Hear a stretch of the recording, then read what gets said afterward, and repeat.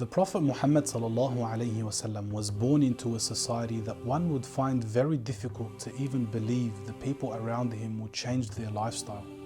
Yet Islam changed not only the Arabs, but the whole world with the spread of Islam after its birth in Mecca. So what were the Arabs like before Islam? How did they live? And why were they never conquered throughout history?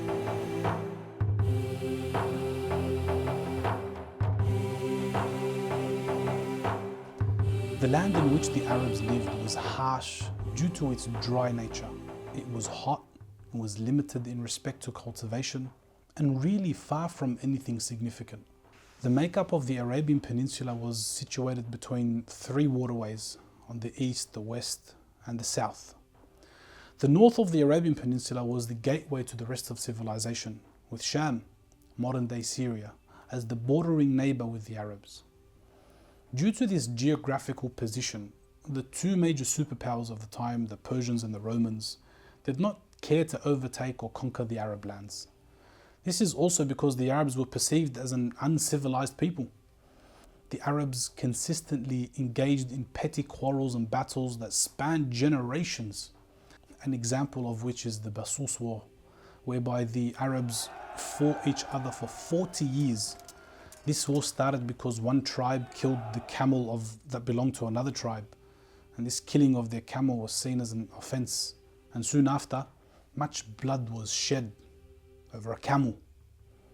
There were some kings in the Arabian Peninsula that existed.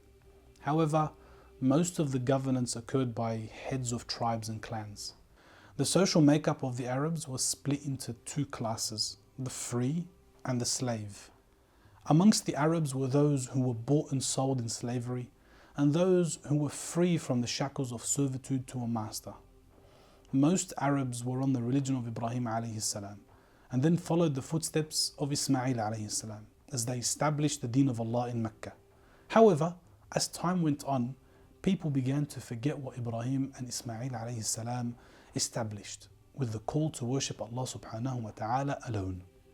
In saying so, there were still elements and rituals that remained with the Arabs, like the pilgrimage. The Arab tribes in the Mecca region were the self-proclaimed leaders of the Arabs, as they welcomed pilgrims annually to worship Allah. This was widely accepted and respected amongst other tribes. A man by the name of Amr ibn Luhay, who was a well-respected man because of his kind and caring nature, who would donate in charity and was concerned about the religious affairs of the people, was seen as a role model for many. He was also the leader of the tribe Khuza'ah. On one occasion, he traveled to Ash-Sham and he witnessed people worshipping idols. He saw merit in this action and thought it was truth, because Ash-Sham is the place where revelation was sent down to many prophets and messengers in that land. When he came back to Mecca, he brought with him an idol by the name of Hubal. He placed it in the Kaaba and called for the Arabs to worship idols. They answered his call. Many tribes followed along, as the tribes in Mecca were known to be the leaders of the Arabs, especially with religious matters. Idol worshipping became the norm, with many tribes building monasteries for the worship of their idols. Amongst the types of worship they would engage in with the idols were the following. The Arabs would supplicate to the idols and call for its help during their times of hardship. They would perform pilgrimage to worship the idols in Mecca, perform circumambulation and prostrate to the idols. They would slaughter animals for the sake of the idols. They would specify food for the idols. They would worship these idols with false thought that this worship will get them closer to Allah. In respect to the socio-economic status, the Arabs were not heavily involved in any production of goods or cultivation of the ground. Therefore, it was common for people to be malnourished and famine was widespread. The Arabs mainly engaged in trade. However, that too was disruptive. Trade requires a safe route for travel, something that was not made possible due to the ongoing feuds between the tribes. The only times it was safe to travel were during the sanctified months, where the Arabs put down their weapons and refused to engage in war.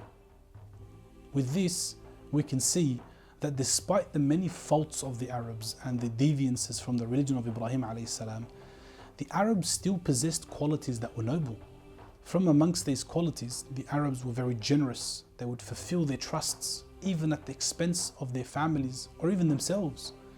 The Arabs' praiseworthy hospitality can be seen in their interactions with their guests. Even if the Arab host barely had any food and he himself was starving, he would still slaughter his only camel in order to accommodate for his guest. The Arabs were also described with qualities such as chivalry, courage, determination, and patience. Such was the environment in which the Prophet Muhammad ﷺ was born into.